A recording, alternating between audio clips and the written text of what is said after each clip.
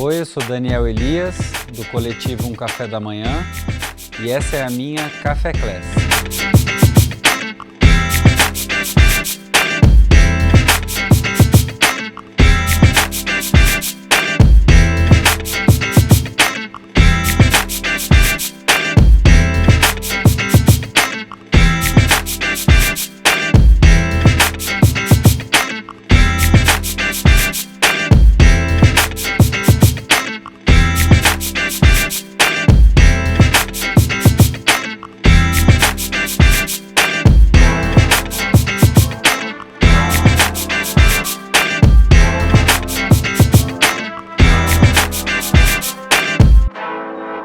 A gente vai dividir a nossa oficina em 5 temas. O primeiro tema, eu vou apresentar conceitos e princípios de segurança no circo. No segundo, vamos falar sobre a legislação brasileira que trata do assunto e fazer um comparativo com a legislação internacional, que já tem muito mais tempo de vigência e elas são bem mais complexas e detalhadas. O terceiro tema, a gente vai apresentar os equipamentos de proteção individual, os famosos EPIs, que são os equipamentos que nos permitem trabalhar em segurança na altura. O quarto tema, falaremos sobre os equipamentos utilizados na montagem circense, tanto para ensaios quanto para apresentações dos espetáculos circenses. E para finalizar, a gente vai para a parte prática. Vamos apresentar os principais nós utilizados dentro do circo e as ancoragens aéreas, as melhores maneiras da gente poder utilizar todo esse equipamento para tornar o espetáculo sempre seguro. Espero que vocês aproveitem esse conteúdo e vamos a eles. Como todos nós sabemos, o circo é uma linguagem que envolve o risco. O risco ele é inerente às artes circenses. No desenvolvimento dos números, dos espetáculos, o risco está sempre envolvido. Seja o risco de uma clave cair no chão, por exemplo, para um malabarista, o que no máximo vai prejudicar a performance do artista, mas a gente também pode ter um risco de saúde humana, um risco inclusive de morte nos números. Então é muito importante a gente prezar pela segurança dentro do espetáculo circense. O que a gente não pode confundir é o risco que é inerente à arte e o fazer circense com a ausência de segurança. E é exatamente sobre isso que a gente vai falar aqui hoje. Primeiramente, vamos falar sobre algumas medidas preventivas e protetivas para a gente minimizar esse risco que já está presente no espetáculo circense. Dentre as medidas preventivas, a gente pode citar a preparação dos artistas, né? A preparação física dos artistas, os ensaios que esses artistas têm que realizar para chegar numa performance circense segura. Então, assim, é fundamental que os artistas, ao entrar em cena, eles tenham uma preparação muito bem realizada para evitar qualquer tipo de acidente. Dentre as medidas preventivas, nós temos a checagem dos aparelhos e dos equipamentos que a gente utiliza no espetáculo. Então, vale ressaltar que todo dia, antes de realizar o espetáculo, os equipamentos devem ser checados, os aparelhos devem ser vistoriados para ver se não houve alguma modificação do dia anterior, se algum mosquetão não desrosqueou, algum tipo de detalhe mesmo que pode vir a evitar um acidente aí no futuro. Outra coisa que a gente tem que estar sempre ciente e que serve de prevenção é observar a certificação e qual é o tipo de utilização que esses equipamentos pedem. Então, fazer a seleção adequada dos equipamentos é uma medida preventiva para a gente evitar os acidentes dentro do circo. Como medidas protetivas, que elas servem no caso de haver alguma falha dentro dos equipamentos, dentro da montagem que foi realizada. Como medidas protetivas, nós temos diversos exemplos. Posso citar aqui um colchão de segurança que a gente utiliza nas acrobacias aéreas em larga escala.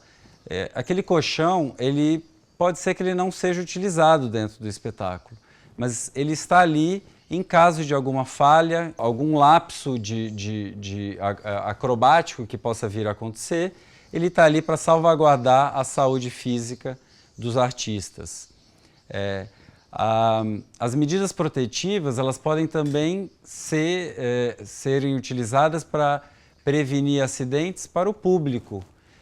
Um exemplo claro disso, muito utilizado, é a rede de segurança no trapézio de voos. Para quem já foi ao circo tradicional, aquele de lona grande, a rede de segurança, ela fica sobre o público. Por quê? Porque se o artista não executa bem o salto e ele cai sobre a rede e previne qualquer lesão, tanto para ele quanto para o público. Outra medida protetiva é a lonja. O que é a lonja? É um cinto de segurança que está conectado, que conecta o artista a um ponto de ancoragem. Ele não fica tensionado, mas no caso de uma queda, ele vai sofrer a tensão e vai evitar uma queda do artista. Podemos citar como um exemplo um aramista que está atravessando o cabo de aço e ele sofre um desequilíbrio, aquele cabo vai evitar que ele tenha uma queda de uma longa altura. Podemos falar também sobre a utilização de joelheiras, no caso de a utilização da perna de pau. A joelheira ela serve como uma medida protetiva. Ela está ali, no caso de uma queda do artista, ela evita uma lesão mais séria, mais grave no joelho daquele artista. Então, é super importante a gente ter essas medidas protetivas para que a gente utilize no caso de uma falha. O próprio figurino do artista, ele serve como uma medida protetiva.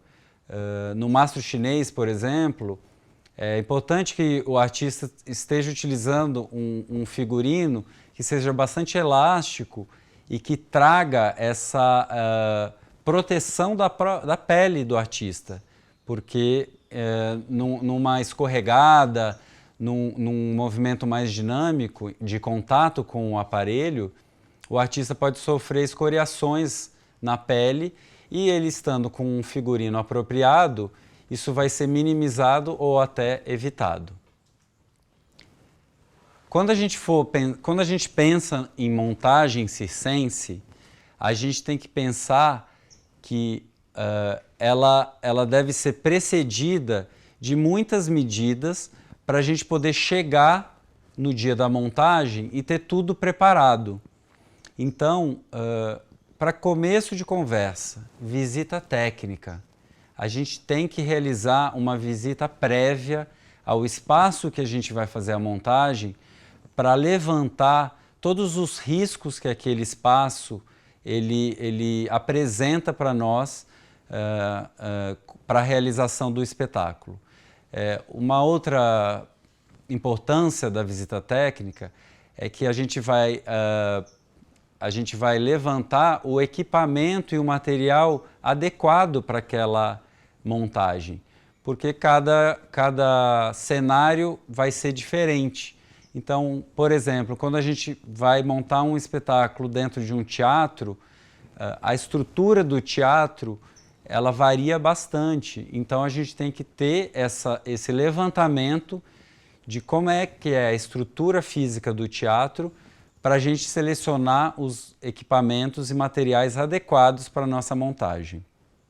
Uma outra coisa super importante dentro da montagem da visita técnica é o levantamento de pequenos pontos de risco, tanto no palco quanto nas estruturas aéreas, para a gente poder eliminar esses riscos. Então, por exemplo, num palco, se há degraus, se a gente faz uma pequena marcação nesses degraus para evitar que os artistas sofram quedas, e nas acrobacias aéreas, nas estruturas, qual é o material que essa estrutura é feita, se ela é tubular, se ela é retangular, se é uma estrutura de aço, se é uma estrutura de concreto.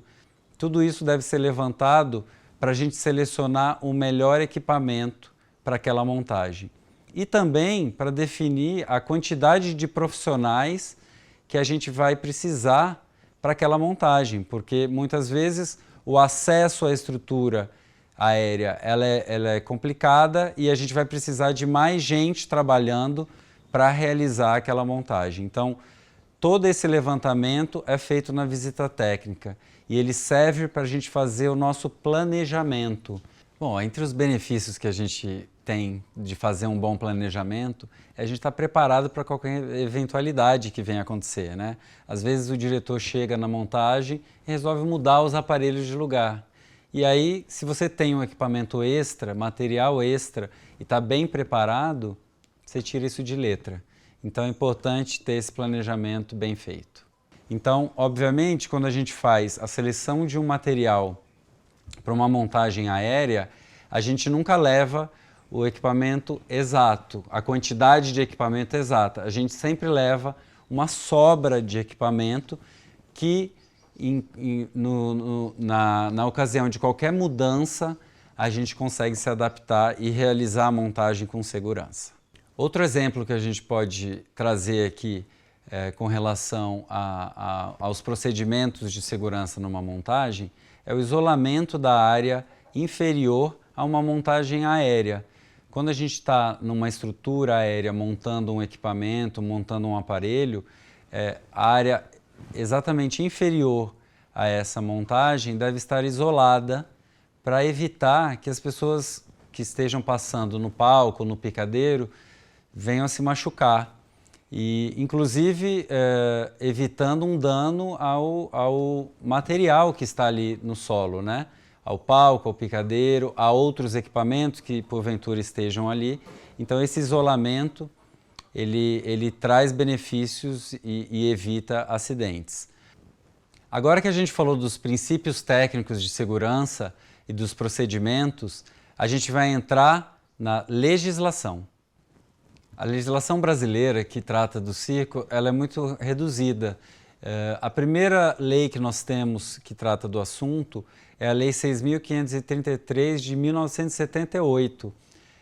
Na verdade, ela não fala sobre segurança nem montagem. Ela regulamenta a profissão de artista e técnico circense e também estipula as regras para o registro profissional desses artistas e técnicos na Delegacia Regional do Trabalho.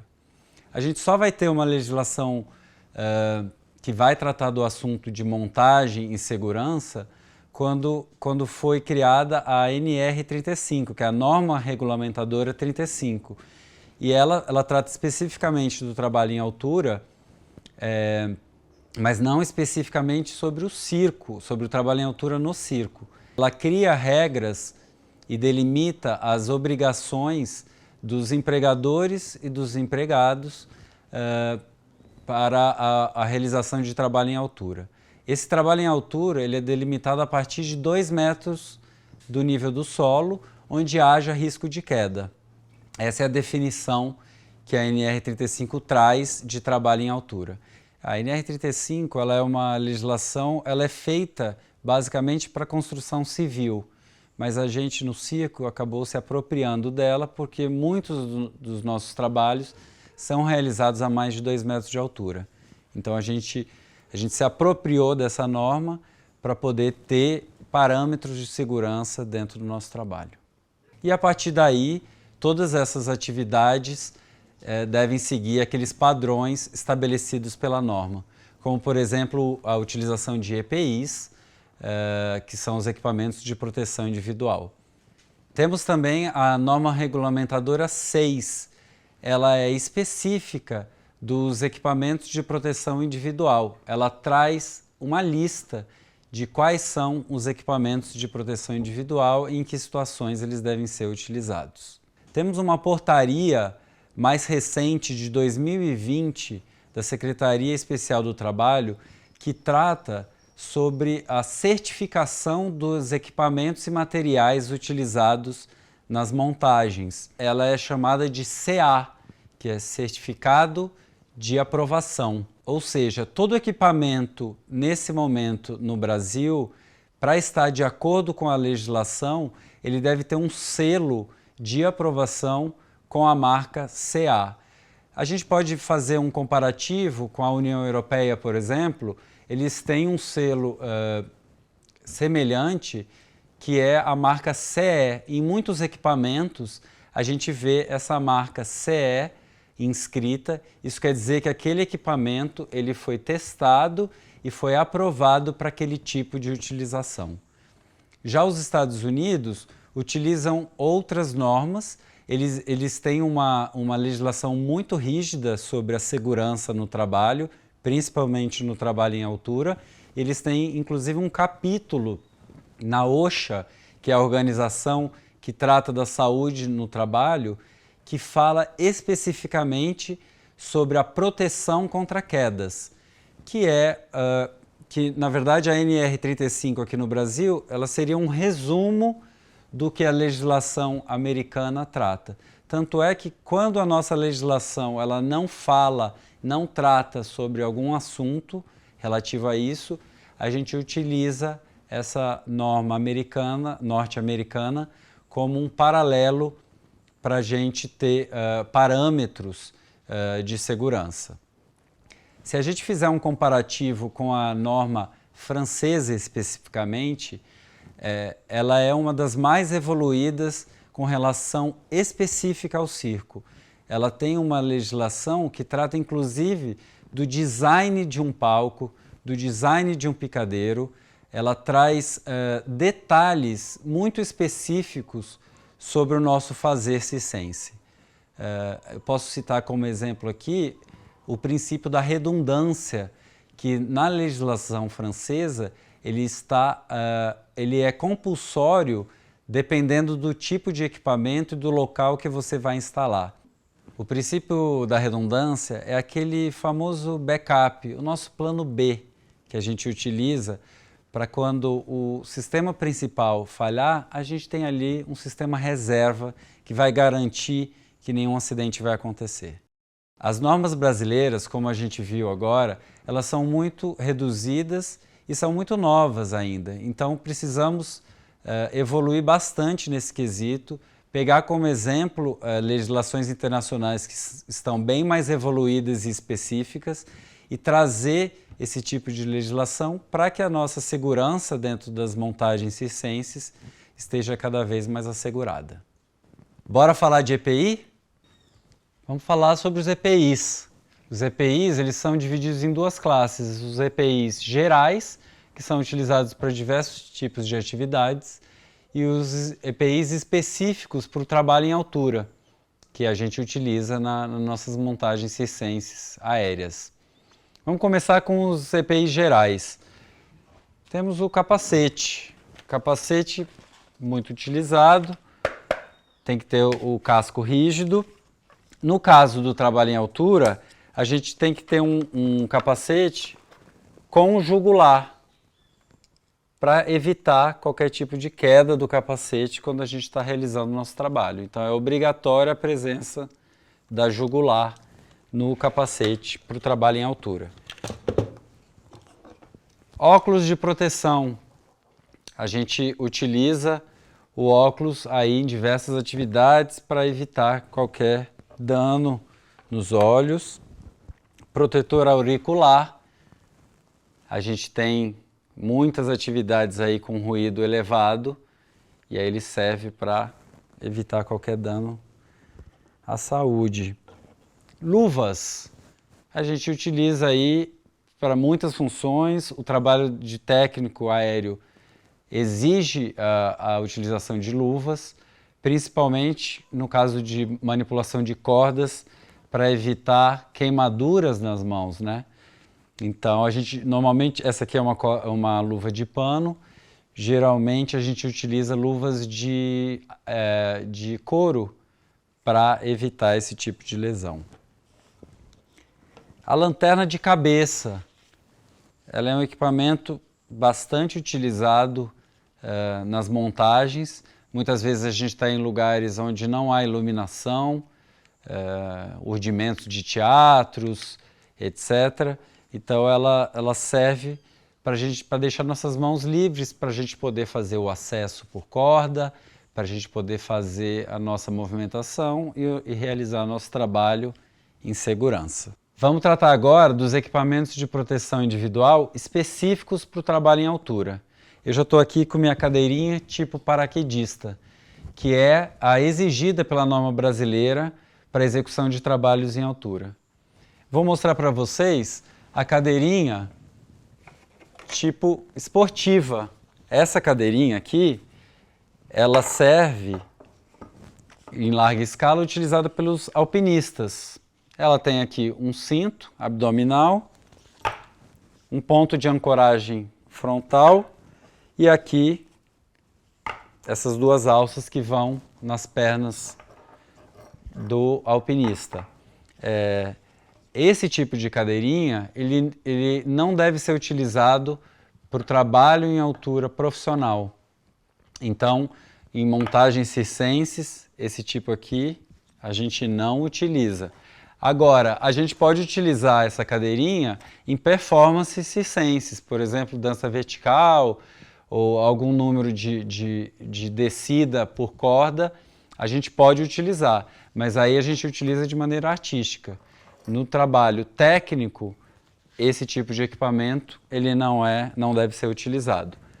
A gente tem que utilizar a cadeirinha tipo paraquedista, que ela possui 5 pontos de ancoragem. Então a gente tem aqui 2 pontos laterais, que são os pontos que servem para posicionamento. Quando a gente vai trabalhar, a gente pode utilizá-los para ficar melhor posicionado. Geralmente, por exemplo, numa trave, a gente passa pelo tubo e prende nos 2 pontos de ancoragem. Aí a gente fica bem posicionado e com as mãos livres para poder trabalhar.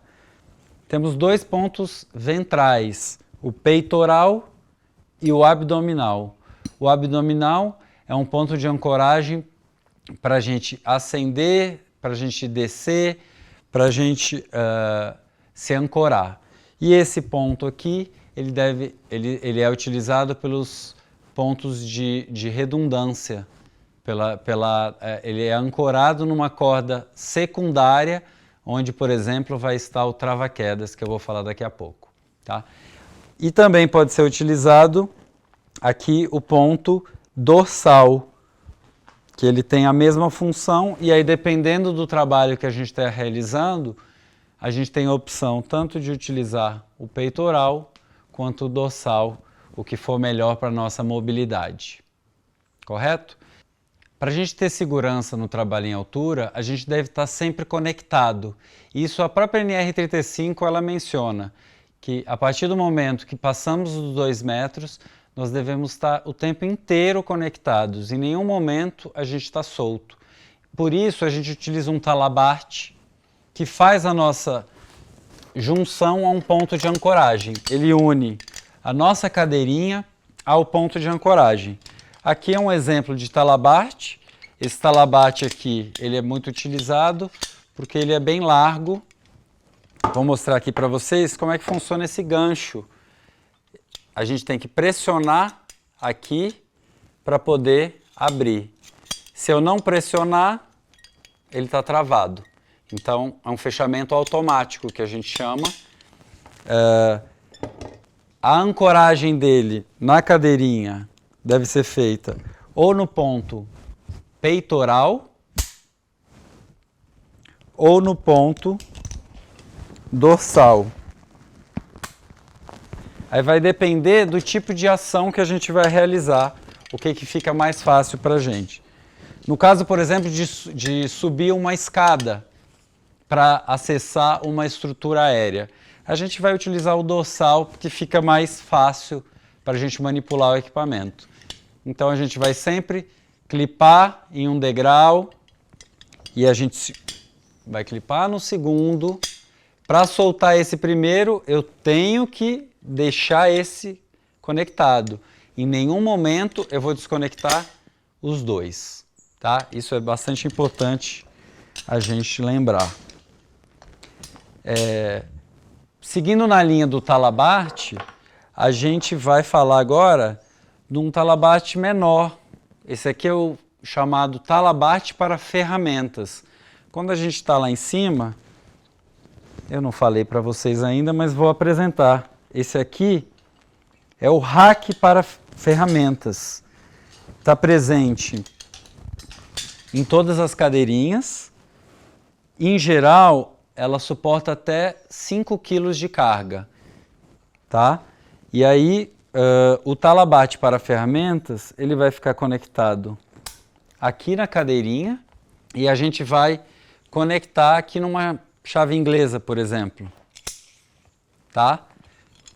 E a gente vai colocar, se você tiver alguma bagzinha conectada ou no seu próprio bolso, quando você estiver trabalhando na altura, você utiliza a chave, terminou de utilizar, coloca ela de volta e se por acaso ela escapar da sua mão, ela não vai sofrer uma queda até o solo.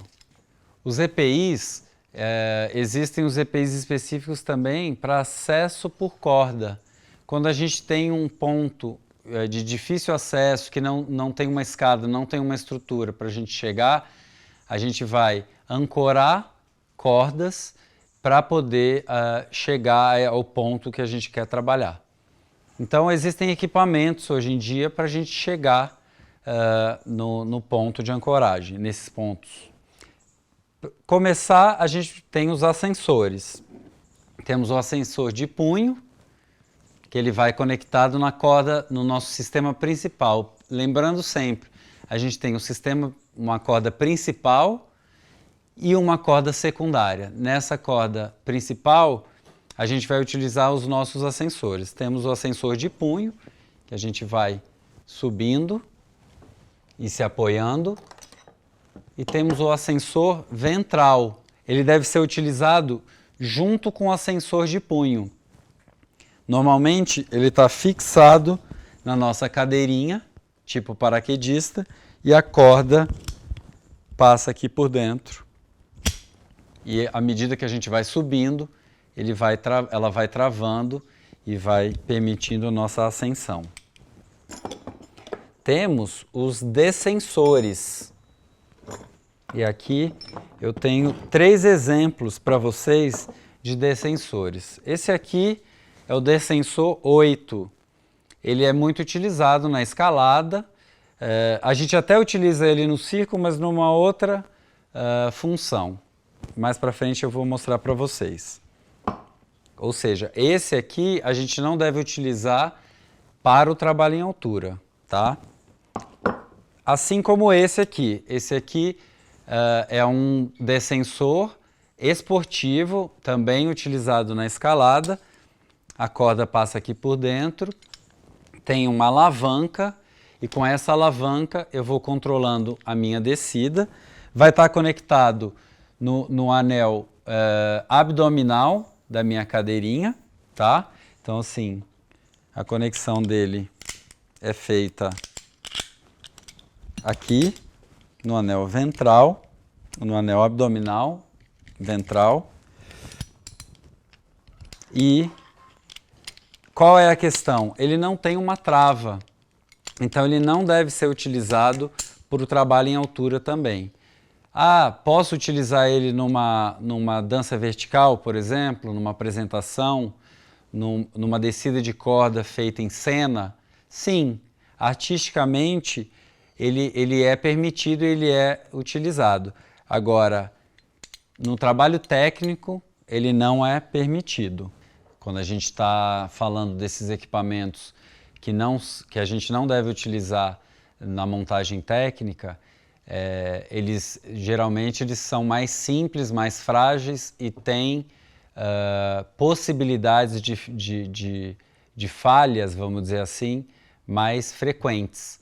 E por isso eles apresentam um risco maior e não devem ser utilizados. Vou te dar um exemplo que na legislação francesa, por ser muito específica, eles têm uma legislação diferente dos equipamentos para os artistas e para os técnicos. Eles especificam quais são os equipamentos específicos para o fazer artístico.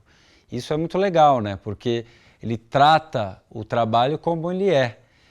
Já no Brasil a gente a gente tem uma legislação para os trabalhadores técnicos. Para os artistas a gente não tem uma legislação específica. Então a gente usa parâmetros internacionais, mas a gente não tem ainda essa legislação. E qual a gente utiliza no trabalho técnico? Esse modelo aqui, que já é um modelo bem mais robusto, que tem a capacidade de 150 quilos, ou seja, ele também serve para a realização de resgates. Caso um profissional técnico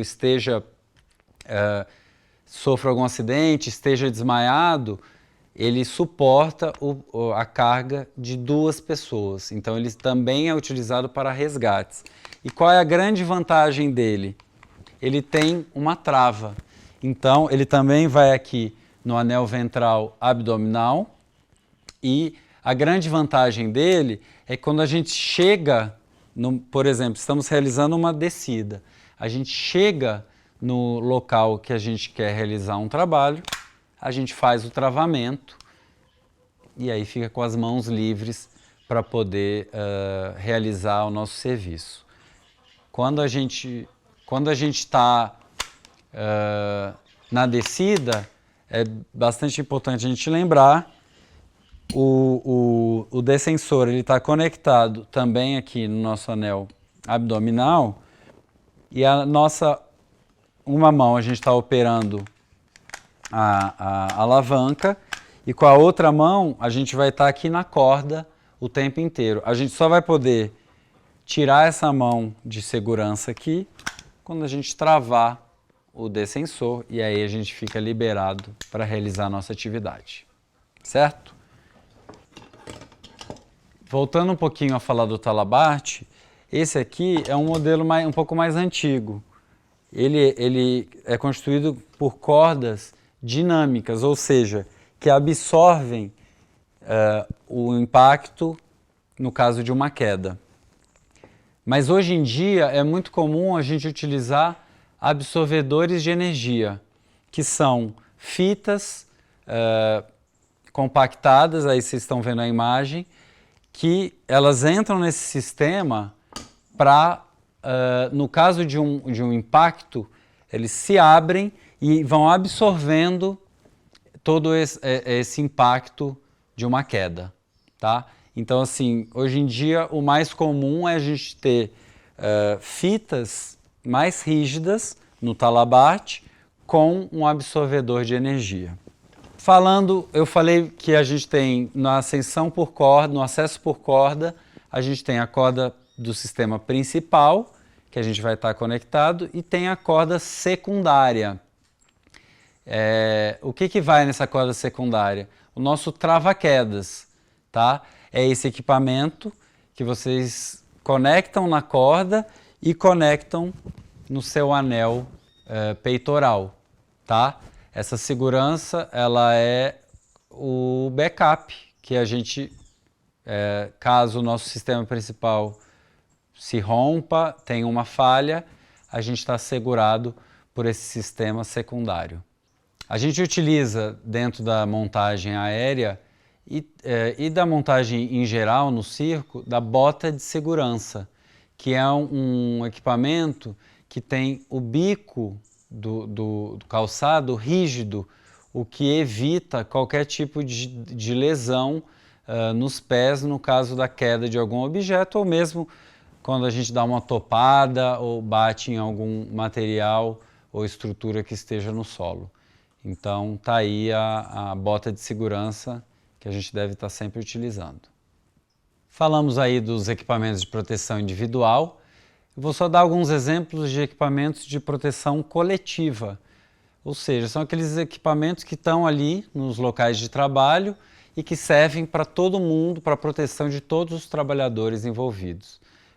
Temos o guarda-corpo, né, que é o mais comum quando a gente está ali no trabalho em altura, por exemplo, no que a gente chama de catwalk dentro dos teatros, são aquelas barras de proteção laterais que evitam aí a queda de trabalhadores. A linha de vida que a gente usa bastante no trabalho em altura, que são aqueles cabos de aço, são normalmente de cabos de aço ou cordas que, tensionados, a gente se conecta com o nosso talabarte nessas linhas para estar segurado e poder caminhar com tranquilidade nessas alturas para realizar nosso trabalho. Finalizamos a apresentação dos EPIs, agora a gente vai entrar nos equipamentos e materiais para montagem aérea circense. Então, falando em equipamento de montagem, a gente começa com um básico aqui do circo, que são as manilhas, né? A gente tem aqui a manilha de corrente, em alguns locais ela é chamada de grilete também, tá? A manilha de corrente, geralmente, como o próprio nome diz, ela é utilizada nesse sentido. Mas a mais utilizada no circo é a manilha de ancoragem, porque ela tem aqui esse formato arredondado que possibilita a gente uma maior possibilidade de utilização.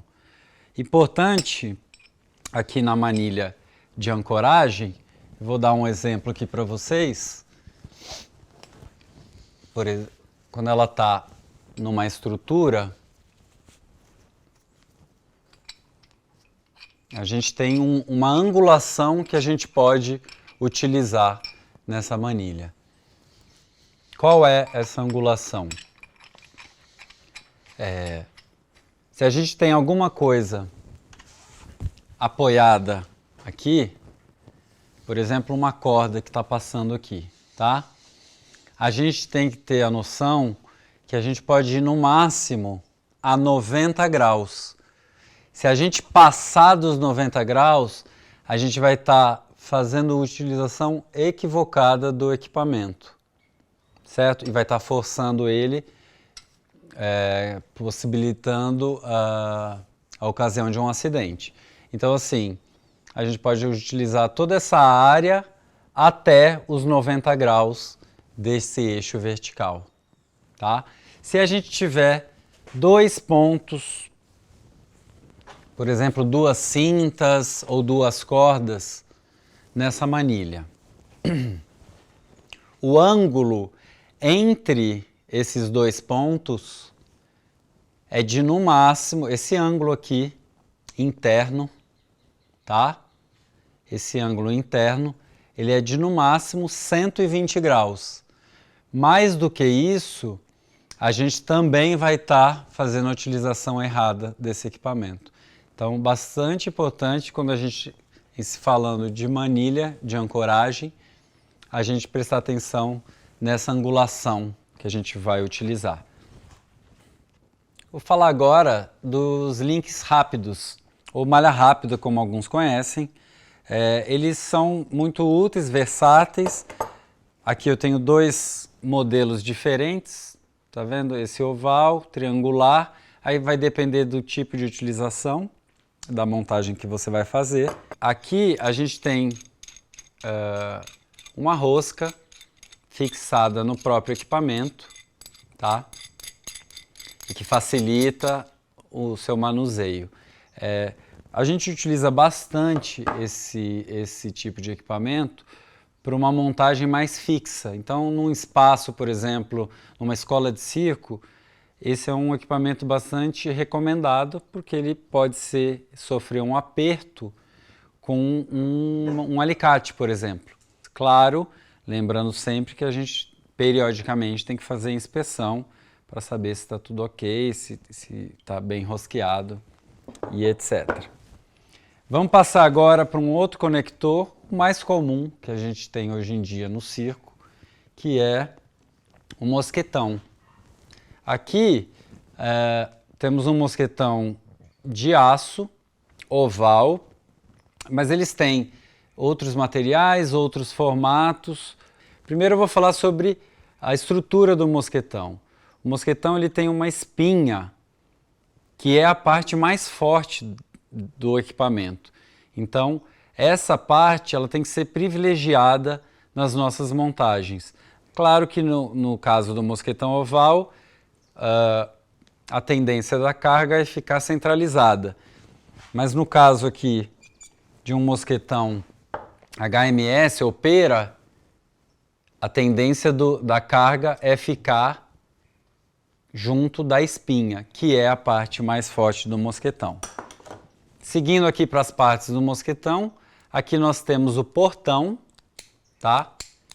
Que é a parte que vai se mover para a gente acessar a abertura, tá? Do mosquetão. E aqui a gente tem o fechamento.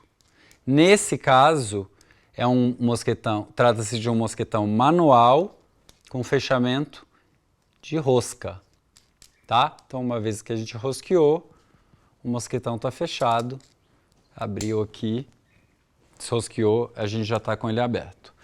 Vou pegar um exemplo de um mosquetão automático.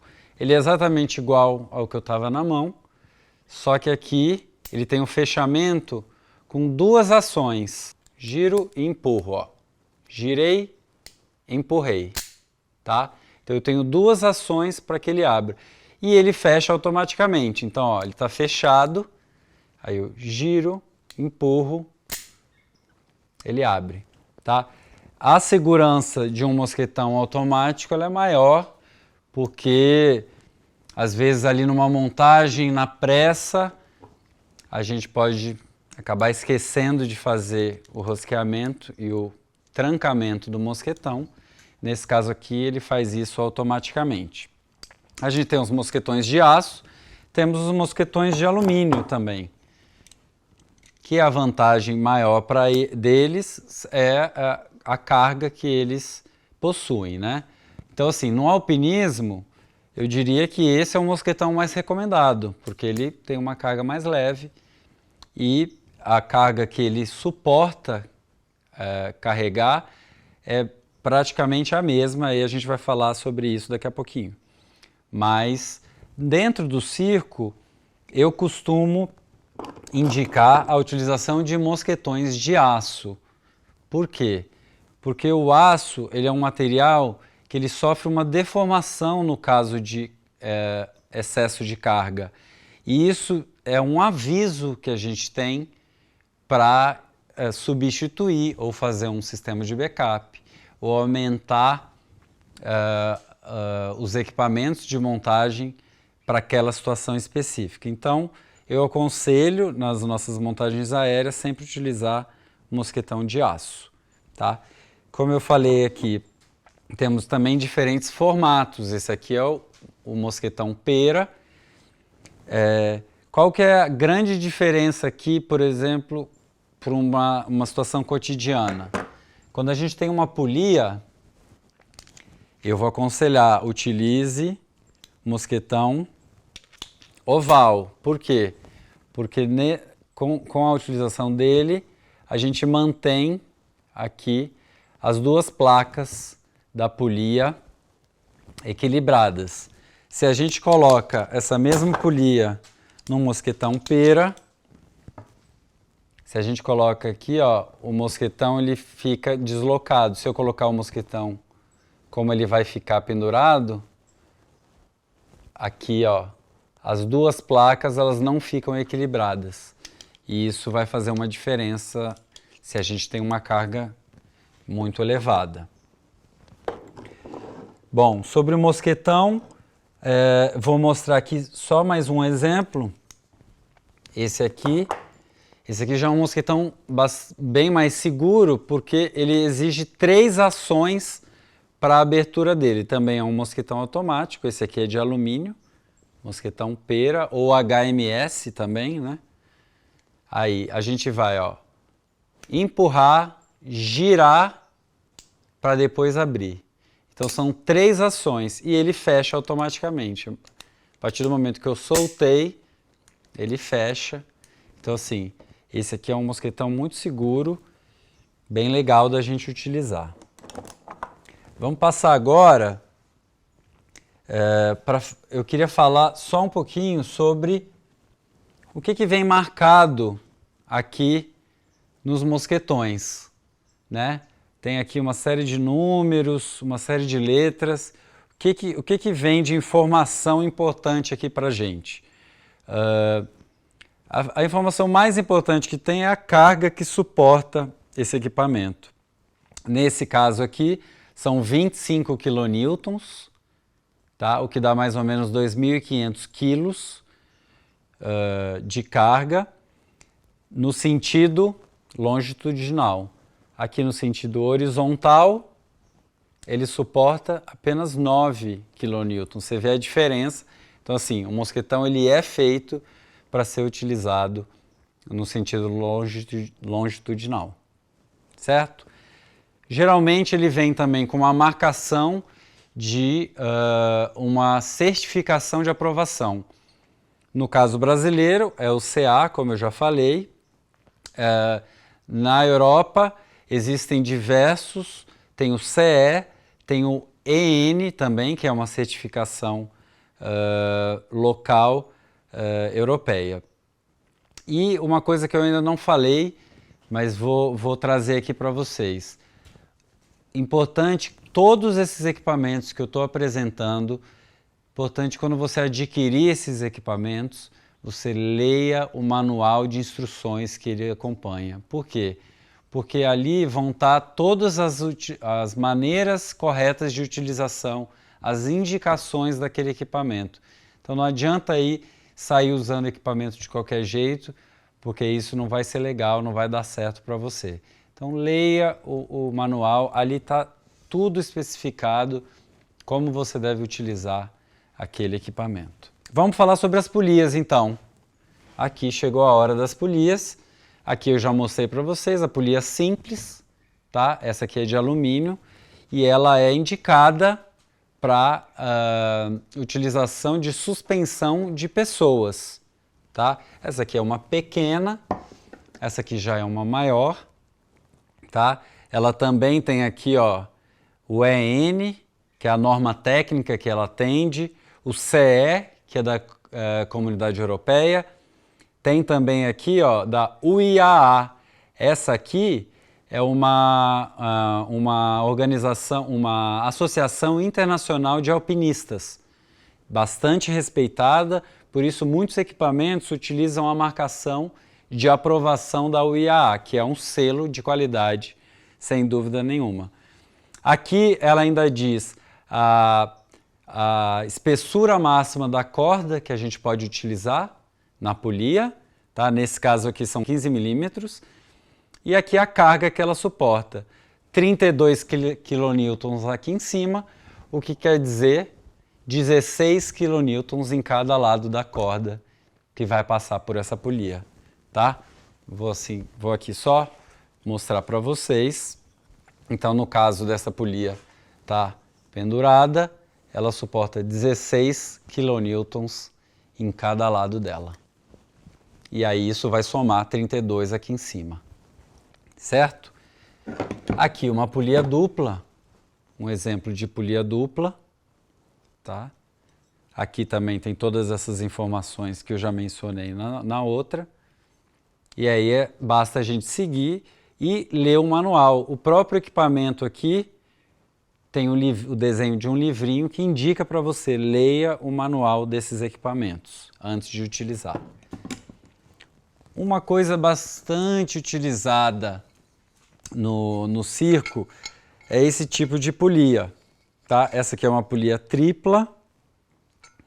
Ela aqui também tem algumas informações, é uma polia de aço, essas aqui são de alumínio, as que eu mostrei agora há pouco. Ela também fala da espessura do cabo, da carga limite de trabalho, nesse caso aqui são 970 quilos. Só que se você pegar o manual dessa polia, que você encontra quando você compra essa polia ou na internet, você vai verificar que essa polia não é indicada para suspensão humana. Essa polia deve ser utilizada para suspensão de carga exclusivamente.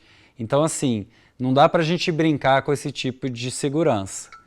Essa polia aqui que a gente encontra em muitos circos, em muitos teatros, em muitos espetáculos, a gente não deve utilizar para suspensão humana, tá? Que fique bem claro, leia o manual, se informe para fazer a utilização correta dos equipamentos.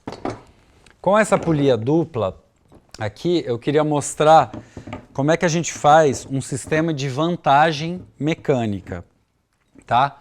Eu vou pegar aqui minha corda e aí mostrar para vocês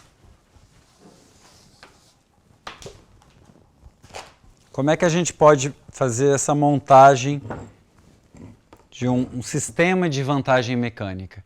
Para que serve um sistema de vantagem mecânica?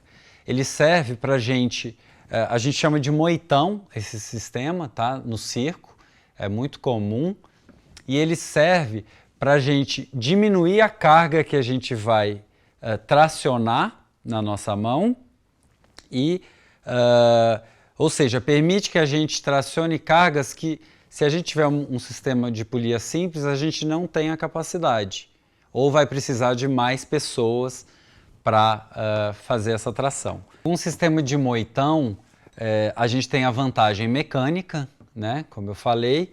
Agora, a gente aumenta a distância de puxada e diminui a velocidade. Então, para a gente ter a mesma velocidade de uma puxada de uma polia simples, a gente vai ter que puxar muito mais corda. Então, assim, a gente tem que avaliar se a utilização desse sistema ele nos favorece, tá? Isso aí é caso a caso. Então, eu vou montar aqui um para vocês. A gente faz um laje guia, por exemplo, aqui, que eu vou mostrar já já para vocês na prática como é que a gente faz esse nó. E aí a gente vai passar na polia de cima, né, uma polia dupla. Aí a gente passa na polia de cima também aqui. Por que é importante a gente seguir esse procedimento? Para as cordas não se cruzarem e não criarem atrito entre elas. Aí eu passo na polia de baixo, venho para a polia de baixo aqui também.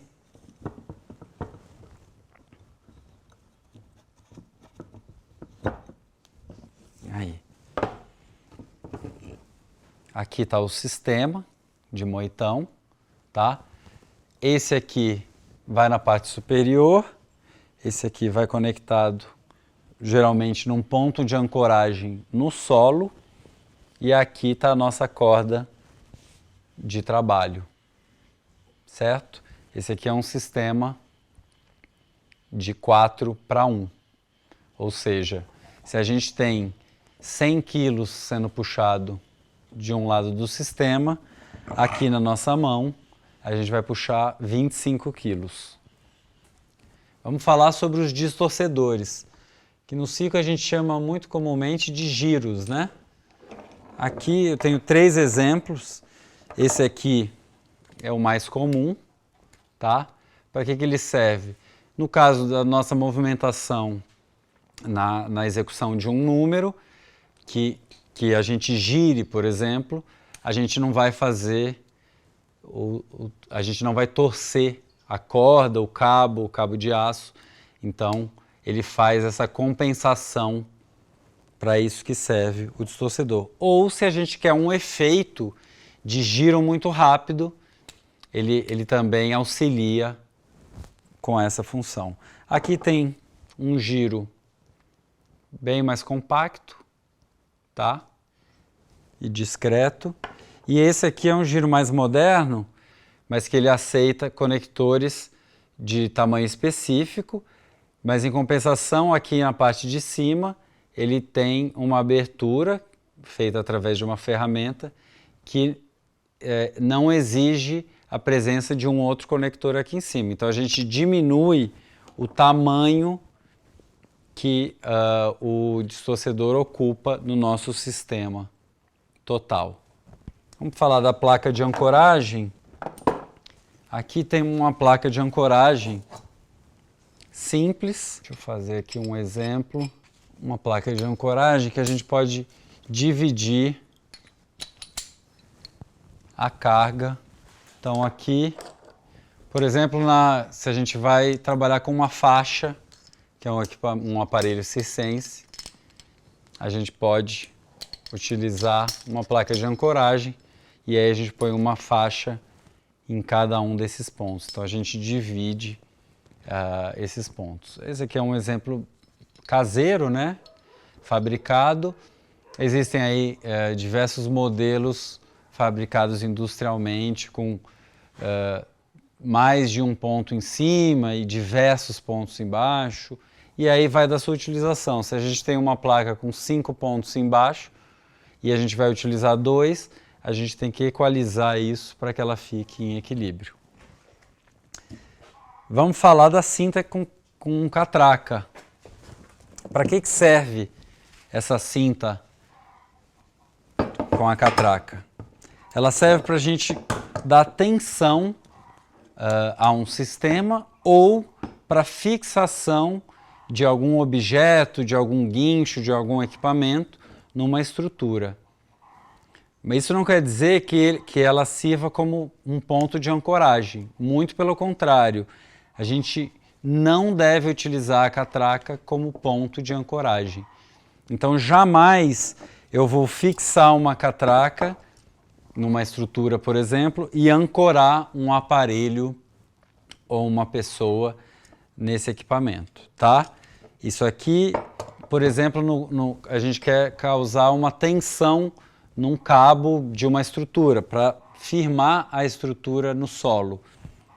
A gente utiliza a catraca que com o seu movimento vai dar a tensão que a gente busca.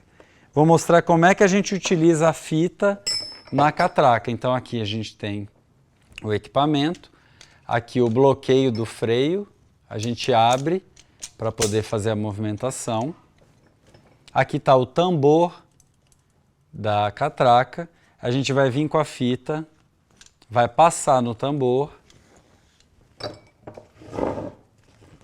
aí a gente vai puxar o necessário, esse outro gancho vai estar fixado, por exemplo, num cabo de aço, esse ponto vai estar fixado numa ancoragem e a gente vai dar a tensão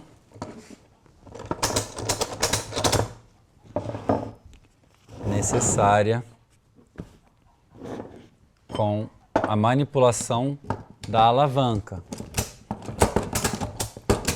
Importante, a gente tem que dar pelo menos uma volta completa no tambor com a fita para ter um trabalho seguro, tá? Então a gente tem que estar no mínimo aqui, ó, quando ela desaparece, a gente pode, chegando na posição que a gente quer, a gente faz o travamento aqui, ó, que a gente não consegue abrir. Essa é a posição correta de finalizar o trabalho com a catraca. Beleza? Cintas tubulares. Vamos lá, cintas tubulares. Aqui a gente já fez ali até uma ancoragem. Essa aqui é uma cinta tubular, largamente utilizada no alpinismo e também no circo. Ela é sintética, tá? Geralmente ela vem com uma etiqueta especificando a carga que ela suporta ou se ela vem com um manual, no manual sempre está escrito ali a carga que ela suporta. Então aqui é cinta tubular. Vamos falar dos cabos de aço. Cabos de aço que no circo a gente utiliza muito, né? É muito comum. Aqui, uma pequena eslinga de cabo de aço. Essa aqui é mecanizada, né? O fechamento dela é mecanizado. Nesse outro exemplo aqui, esse aqui também é mecanizado, ó. Já é um outro tipo.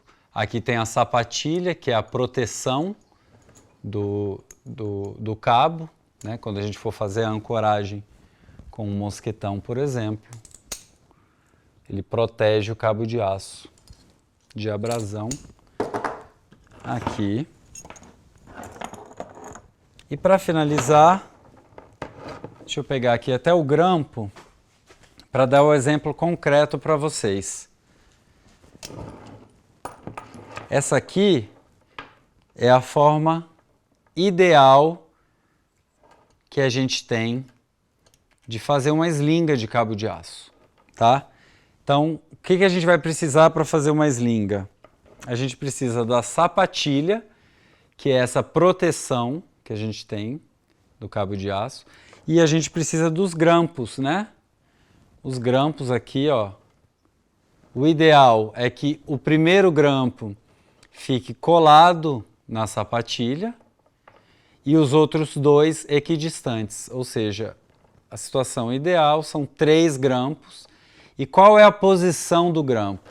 Então aqui a gente tem, embaixo vocês estão vendo o cabo principal e aqui em cima o cabo secundário, né, que deu a volta e vem até aqui. A gente tem que entrar com a parte fixa do grampo na parte do cabo principal e o parafuso ele abraça a parte secundária, tá? Pressionando contra o cabo principal. E aí a gente tem uma montagem bem segura de uma eslinga de cabo de aço. Vamos falar das cintas redondas de carga. As cintas redondas de carga, geralmente elas têm alma. Esse aqui é um exemplo clássico. A gente utiliza para a montagem, por exemplo, de uma estrutura aérea. A gente vai fixar essa cinta para suspensão e ancoragem da estrutura. Tá vendo que é essa capa preta e dentro são diversos filamentos de material sintético que formam a alma dessa cinta. Geralmente também ela tem uma etiqueta que vai trazer diversas informações, quanto de carga que ela suporta, qual é a carga máxima de trabalho, quantos metros ela possui e, sem dúvida nenhuma, leia o manual quando fizer a aquisição de qualquer material de segurança. Agora eu vou trazer para vocês as cordas, né, que é um elemento fundamental dentro do espetáculo em ambiente circense. Esses exemplos que eu estou trazendo para vocês são de fibras naturais. Essa aqui é um exemplo de uma corda torcida, tá? Essa aqui é de sisal.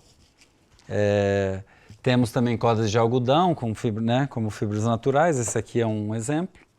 Essa aqui é tingida, mas é uma fibra de algodão, também torcida. Essa aqui já é também torcida, ó, de sisal. E a gente consegue trabalhar empates para fazer aqui pontos de ancoragem, tá? Esse aqui é um exemplo de empate, ainda não está finalizado, né? Geralmente a gente fixa ou com um cabo mais fino ou com uma costura de um tecido e aqui a gente faz esse acabamento, tá? Então essa aqui são exemplos de fibras naturais. A gente tem as cordas sintéticas, que a gente utiliza aí cada vez mais dentro do espetáculo circense. Existem as cordas semi-estáticas. Esse aqui é um exemplo de corda semi-estática, que ela é mais rígida e é o ideal para a gente utilizar no espetáculo circense. Essa aqui já é um exemplo de corda dinâmica. Ela tem uma flexibilidade e ela é mais utilizada no alpinismo para absorver o impacto, né, em caso de queda. Então, assim, dentre a dinâmica e a semi-estática, a gente vai sempre optar para as nossas montagens para corda semi-estática, tá? Que ela vai causar menos balanço para a gente nas nossas montagens. As cordas semi-estáticas e as dinâmicas, elas são de poliamida, e a gente tem outros tipos de materiais sintéticos cada vez mais desenvolvidos. Eu vou mostrar para vocês uma que é super moderna. Ela é de polímero de cristal líquido. Essa corda aqui, ela é utilizada principalmente hoje em dia para voos humanos, para montagens de equipamentos, também para substituição do cabo de aço. Você vê que ela é praticamente da mesma espessura do cabo de aço, mas ela suporta muito mais carga do que um cabo de aço. Ela tem a vantagem de ser flexível, tá? E super leve. É um material muito leve. E se a gente olhar aqui, ó, não tem alma. Ela é trançada e não tem alma, o que facilita a nossa manipulação, né? E a gente consegue fazer um empate com agulhas específicas para esse trabalho, para fazer pontos de ancoragem. Aqui tem um ponto de ancoragem. Enfim, só para vocês terem uma ideia, esse cabo aqui, ele suporta 30 kN, quer dizer, 3.000 quilos. Dá para suspender 2 Fuscas aqui com esse cabo. Então, quer dizer, é um cabo muito resistente e que está sendo cada vez mais utilizado aí nos espetáculos circenses. Bom, com isso a gente finaliza a apresentação de equipamentos e materiais que a gente utiliza aí nas nossas montagens. E agora chegou a hora da prática. Vamos fazer os nós. Começar com um nó bem comum, que é o 8. Então a gente está aqui com a corda, a gente vai fazer uma volta, vai dar outra volta e vai entrar nessa alça que a gente fez aqui. Aqui a gente tem o nó 8, que é um nó bem básico dentro do universo circense aqui, ó. Mas a gente usa mais do que o 8 simples, né? O 8 duplo. É o mesmo princípio. A gente vai ter aqui, a gente faz já uma alça para iniciar a feitura do nó. A gente vai passar por trás, pela frente, e quando for passar por trás de novo, a gente já entra na alça que a gente fez. E aí o nó está feito. A gente tensiona aqui. Aqui está o desenho do nó. Importante quando a gente fizer um nó, o 8, por exemplo, das cordas estarem paralelas, nenhuma trepada sobre a outra, porque isso a gente vai estar forçando de maneira equivocada e maléfica as cordas. Então a gente dá uma checada visual mesmo, e aqui está o 8. Vou ancorar ele aqui já, para a gente fazer o nó borboleta agora. O nó borboleta, que é um nó de meio de corda, também serve para ancoragem. E aí a gente vai começar o nó fazendo uma alça. No mesmo sentido que a gente fez a alça, a gente vai fazer uma outra alça. E aí formando o símbolo aí do infinito. A gente vai segurar no encontro aqui das cordas e aqui nessa primeira alça que a gente fez. Vai passar por trás e vai entrar nessa primeira alça que a gente fez, ó. Vai dar a volta aqui e vou puxar lá por dentro. E aí a gente ajusta o nó. Tá aqui o nó borboleta. Ele é simétrico, então é de fácil inspeção para saber se ele está feito de maneira correta, tá? E aí aqui, ó, é um ponto de ancoragem. Esse é o nó borboleta. Vamos seguir fazendo o lás de guia. O lás de guia, ele é um nó, vou fazer com essa corda aqui. Ele é um nó muito utilizado para a gente fazer o transporte de carga. Quando a gente vai subir algum equipamento, descer, enfim. Então, geralmente, a gente abraça ele em alguma alça, algum objeto. A gente vai fazer um lago, uma alcinha aqui. Vai vir com a outra ponta, com a ponta da corda por dentro. Vai abraçar a corda principal e vai fazer o caminho inverso aqui. E aí a gente puxa. Tá feito o nó. Eu fiz com uma sobra bem grande, não precisa ser tão comprida. Ah, mas qual é o tamanho da alça que a gente precisa, da sobra?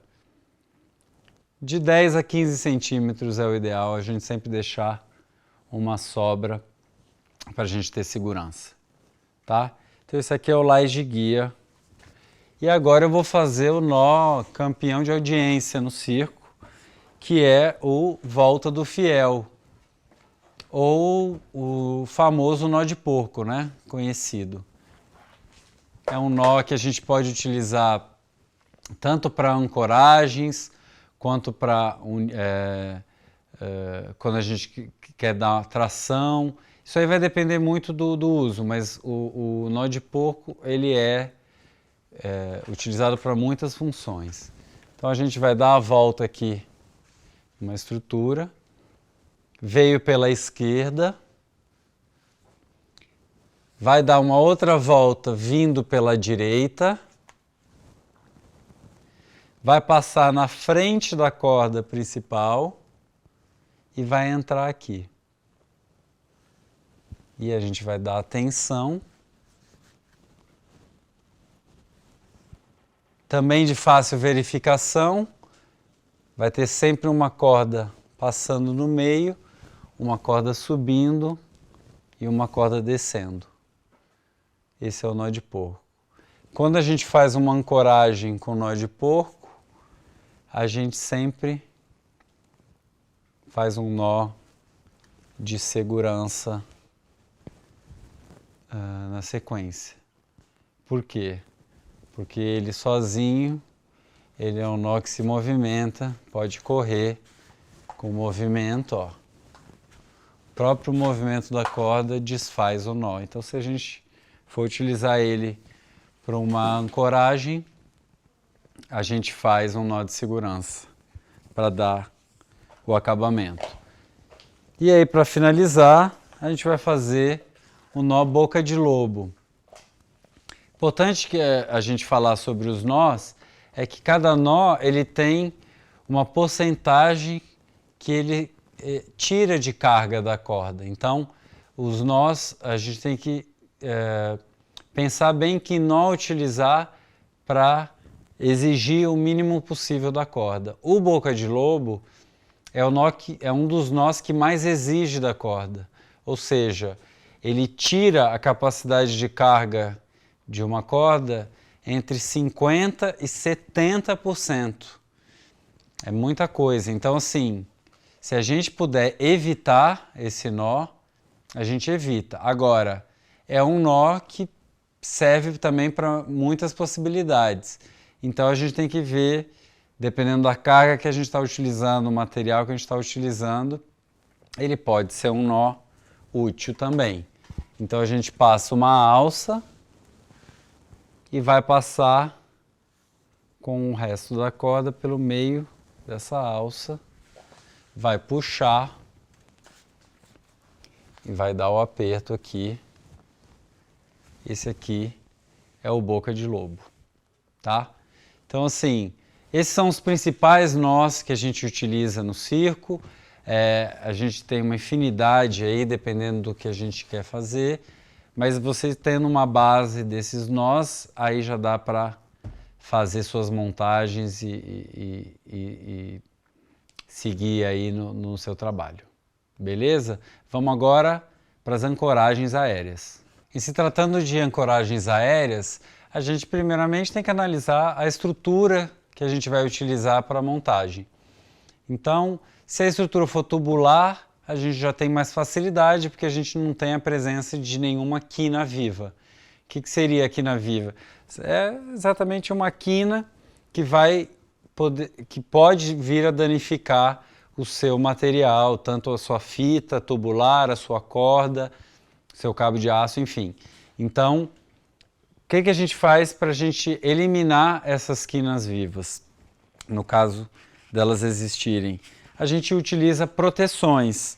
Aqui eu trouxe alguns exemplos de materiais que a gente pode utilizar como proteção. Primeiro exemplo aqui, ó, um EVA. A gente vai utilizar para eliminar, nesse caso aqui a gente tem uma estrutura tubular de madeira, mas se a gente tivesse alguma quina aqui, esse material ele protege, e aí em cima disso é que a gente vai fazer a nossa ancoragem, tá? Então assim, vai proteger a minha fita nesse caso aqui. A gente pode utilizar também carpete, tá? Carpete que a gente utiliza aí para eventos e etc. A gente também protege a estrutura, protege o nosso equipamento contra as quinas vivas. E uma outra coisa que a gente pode utilizar são mangueiras de incêndio. Geralmente, quando uma mangueira de incêndio ela perde a validade, porque tem uma duração por causa da borracha interior, a gente pode utilizar para proteção, porque ela tem um material muito resistente e que, no caso das quinas vivas, ele protege bastante. Então, aqui uma outra possibilidade de proteção, tá? Vamos passar para as ancoragens aéreas com fitas tubulares. As fitas tubulares a gente já apresentou. A gente pode fazer coisas de maneiras bem simples. A gente vai passar aqui por dentro e equilibrar aqui as duas alças, junta bastante aqui as fitas, prestando atenção para a costura da fita nunca ficar na alça, tá? Para a gente preservar a estrutura. Aqui está feita uma ancoragem simples com fita tubular. Importante a gente sempre trabalhar com o mosquetão, com a abertura do mosquetão, o portão, virado para a gente ter mais acesso e facilidade de manipulação, tá? Então, assim, na hora de colocar o mosquetão, eu já coloco ele virado para mim. E uma outra coisa que vai servir é que a rosca do mosquetão, ela tem que ser fechada para baixo. Por quê? Porque uma vez ela fechada, é mais difícil que ela se abra se ela está virada para baixo. Se a gente utiliza o mosquetão nesse sentido, com a vibração do aparelho, do equipamento, ela pode ir abrindo com essa própria vibração. Então, procure sempre colocar com a rosca para baixo. Beleza? Vou trazer aqui outras opções com fitas tubulares. Aqui a gente já tem uma fita mais comprida, a gente pode dobrar a fita e com isso a gente dobra também a capacidade de carga da fita. Geralmente uma fita como essa, 23 kN, tá? A gente dobrando assim, a gente já tem uma capacidade de 46 kN, então quer dizer, é muita coisa. Então, se a gente utilizar ela nesse sentido aqui, a gente tem 46 kN. Fazer agora o ProSic com a fita. A gente vai passar aqui. E vai girando. Procura não encavalar as fitas. Mais uma vez.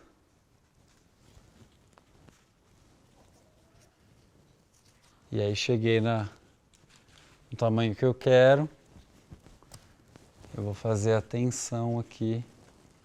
É que eu estou trabalhando com uma estrutura de madeira. É mais difícil de correr. Mas ó. Aqui tá um ProSic.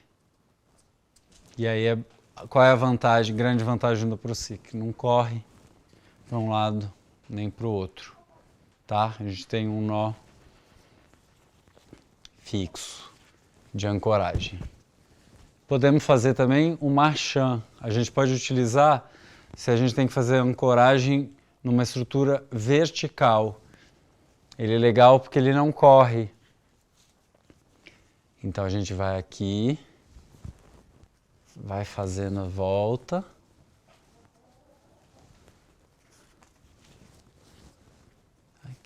E a gente passa por essa alça.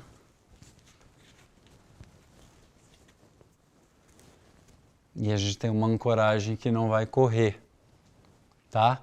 E em muitas situações a gente precisa de uma ancoragem que não tem esse movimento para manter na mesma posição. Então o marchand é uma boa possibilidade para a gente.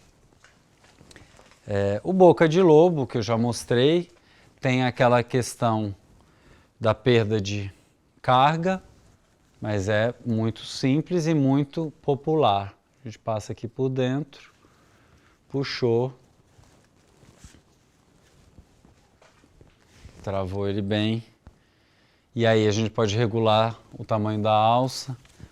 Se está muito comprida, a gente pode dobrar a fita, faz com ela dobrada.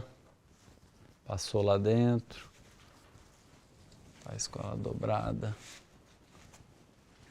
E aí ela fica também com a carga dobrada nesse caso aqui, tá? E é bom também que é um nó, uma ancoragem que não vai correr se você precisa que o ponto fique fixo. Maravilha? E aí a gente também pode fazer uma ancoragem simples. Deixa eu pegar a fita maior aqui. Que a gente só vai fazer, a gente só vai dobrar aqui a fita, vai passar e aí vem com o mosquetão, passou, ajusta bem a fita. Aqui uma ancoragem simples. Maravilha? Com fita, são essas possibilidades aí que a gente tem. Vamos fazer agora ancoragens com os nós, tá? Que tipo de nó que a gente pode utilizar numa ancoragem? O primeiro deles é o 8, que a gente já fez previamente. Aqui o 8, super popular nas ancoragens aéreas. Essa corda aqui, ela vem e pode ser uma corda que esteja suportando um aparelho ou suportando um sistema de lonja. Enfim, aí tem uma infinidade de possibilidades. O 8 é um nó muito utilizado. A gente pode deixar aqui de 10 a 15 centímetros de sobra é suficiente. Agora, a gente vai fazer uma ancoragem com o nó de porco, o volta do fiel. Então a gente passou para um lado, vai para o outro, passou na frente da corda principal, fechou aqui o nó. E aí a gente vem, faz o nó de arremate. Dependendo do tamanho da corda que a gente tiver, a gente pode fazer 2. E aí a ancoragem fica fixa. Vou fazer para vocês agora algumas possibilidades de redundância, ou seja, de backup. Então como é que a gente faz? Então a gente vai dividir a nossa ancoragem em 2 pontos, tá? Então a gente tem 2 pontos aqui, uma corda, e a gente vai ampliar a possibilidade de ancoragem. Então, eu vou fazer aqui na ponta um 8 duplo. Então, tem um 8 aqui. Tá aqui o 8 duplo. Essa aqui vai ser minha ancoragem principal. Mas eu quero fazer uma redundância. Então, eu vou fazer um borboleta. Tá? Borboleta que a gente já aprendeu. Eu vou fazer aqui rapidinho. E a gente vai ter que regular.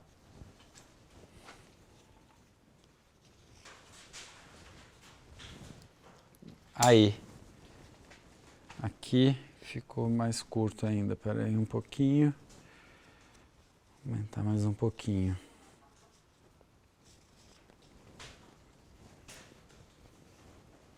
Você equaliza o borboleta para ele ficar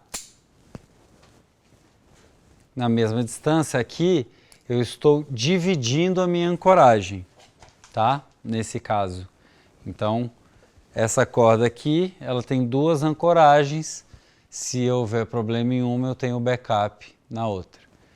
Eu posso também fazer só o backup. Aí eu tenho que aumentar um dos lados. Eu vou aumentar aqui o da borboleta,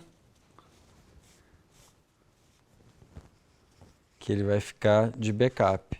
Eu não vou aumentar muito, apenas para ele ficar frouxo, sem tensão. A tensão está toda aqui, mas no caso de uma falha aqui, esse ponto de ancoragem que vai atuar, tá?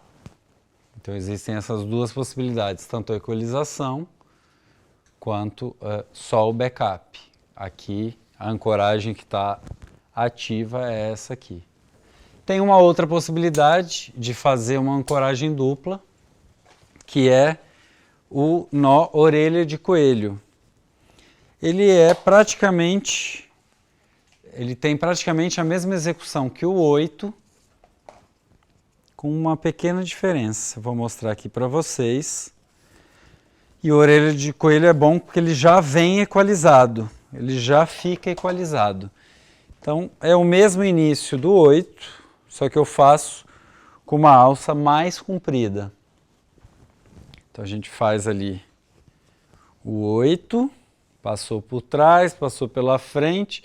Na hora de entrar na alça, a gente vai pegar, ao invés de pegar a ponta, a gente vai pegar o meio dessa corda e vai puxar. Fez a alça do tamanho que a gente quer, a gente pega essa ponta e passa abraçando tudo. E aí a gente vai equalizando o nó, pensando que assim como o 8 a gente não quer nenhuma corda sobre a outra, equalizamos, temos a orelha de coelho. Aí, ó, uma ancoragem, outra ancoragem, fechadinho aqui, mosquetão. Então, na mesma corda, a gente tem 2 ancoragens. Ah, e se eu quiser fazer como eu fiz da outra vez, uma corda principal e uma corda de segurança? Fácil. na hora que a gente estiver executando o orelha de coelho, vou fazer novamente aqui para vocês terem essa noção. Então, eu vou fazer o orelha de coelho, né? O início igual do 8, eu entro com o meio da corda, aí eu posso puxar uma corda mais do que a outra, tá? Então, eu vou puxar uma mais do que a outra, vou passar igualmente por aqui, e aí eu equalizo o nó. Então eu fiquei, aí, o nó tá bonito, tá equalizado. Eu fiquei com uma orelha diferente da outra. Então nesse caso aqui, meu ponto principal vai ser esse. E meu ponto backup vai ser esse aqui. Então a tensão está toda nesse sistema e esse aqui fica de backup. Então agora, para a gente finalizar as ancoragens com corda, vou mostrar aqui um exemplo de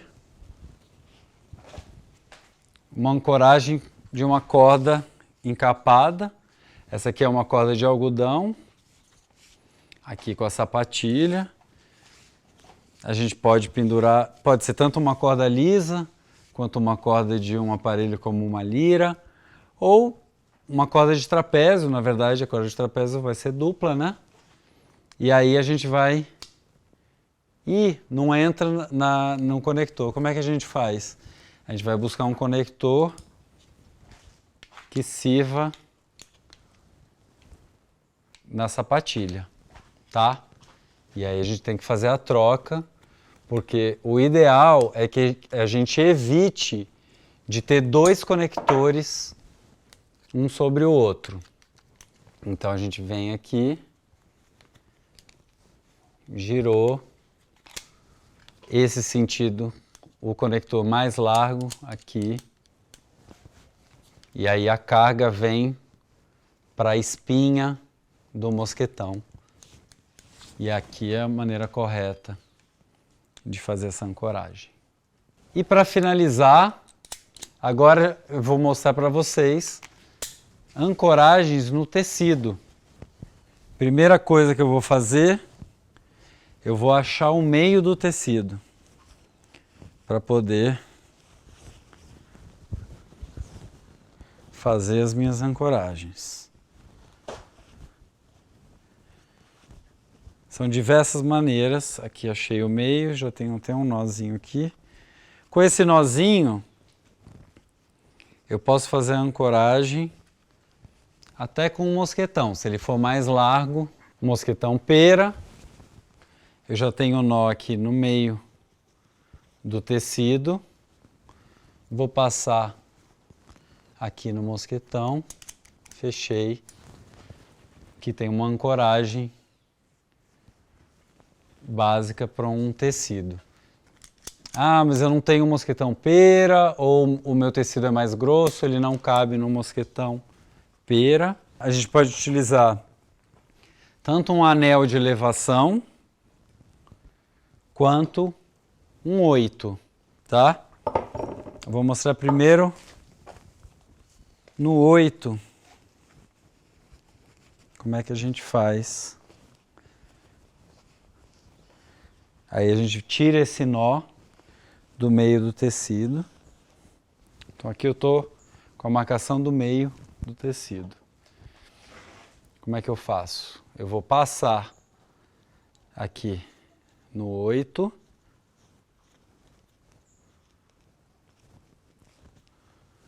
Vou dar uma volta, passar no meio do tecido, ó. Separo ele aqui, passo embaixo, no meio do tecido, e vou dar uma volta por cima. E aí eu vou ajustar, puxando as pernas aqui.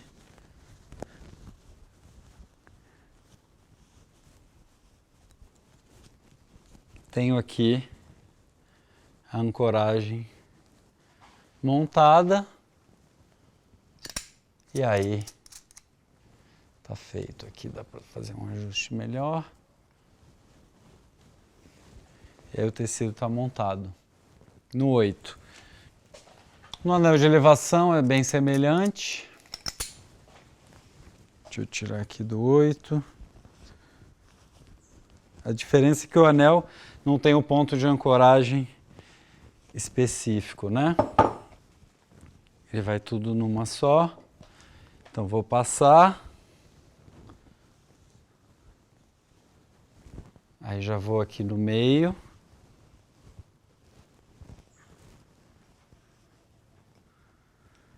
E aí passo por cima. Faço a equalização. E aí tem o tecido aqui. Ah, quero fazer, eu faço muitos giros com o meu tecido.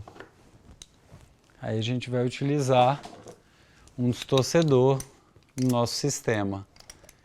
Então, aqui o distorcedor.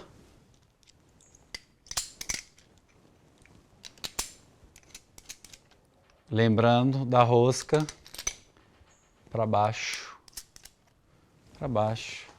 E aí eu tenho a possibilidade de giro sem causar torção na minha ancoragem. Tá? Agora aqui, para a gente realmente mostrar uma ancoragem direta do tecido, no caso de uma estrutura tubular como essa, a gente pode fazer o boca de lobo, tá? Então, a gente passando o tecido aqui no meio. Aí tem que passar ele todo, né?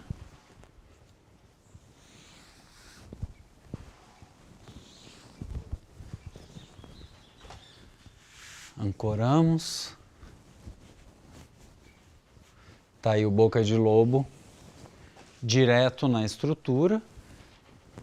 E eu vou dar o exemplo do tecido que a gente vai, o tecido marinho, que é aquele tecido que forma uma rede, né? Ou seja, ele tem 2 pontos de ancoragem. A gente vai fazer com as pontas do tecido. Então, eu vou dar um exemplo. Eu vou deixar uma sobra bem grande. Fazer do lado. A gente vai fazer aqui o volta do fiel. A gente faz com uma folga grande. Vai dar o aperto no nó.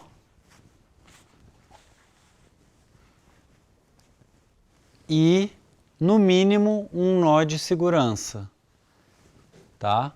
Então, esse nó de segurança para que o nó de porco não corra. A gente pode fazer mais um.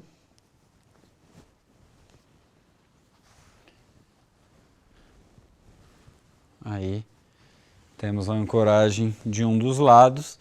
E aí no outro lado do tecido a gente faz a mesma coisa. Aqui um nó de porco. Já faz ele mais comprido.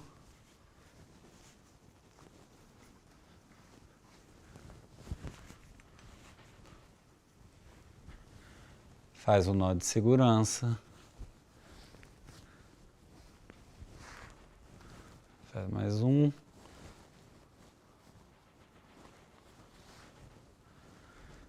Aí temos o tecido marinho ancorado com nó de porco, mais um nó de segurança.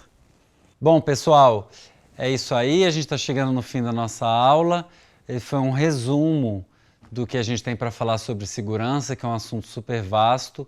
É uma provocação para quem se interessar pelo assunto ir mais a fundo. Quem tiver dúvidas, comentários, sugestões, pode entrar em contato com a gente pelas redes sociais. Se gostou, deixa um like, se inscreva no nosso canal e até a próxima.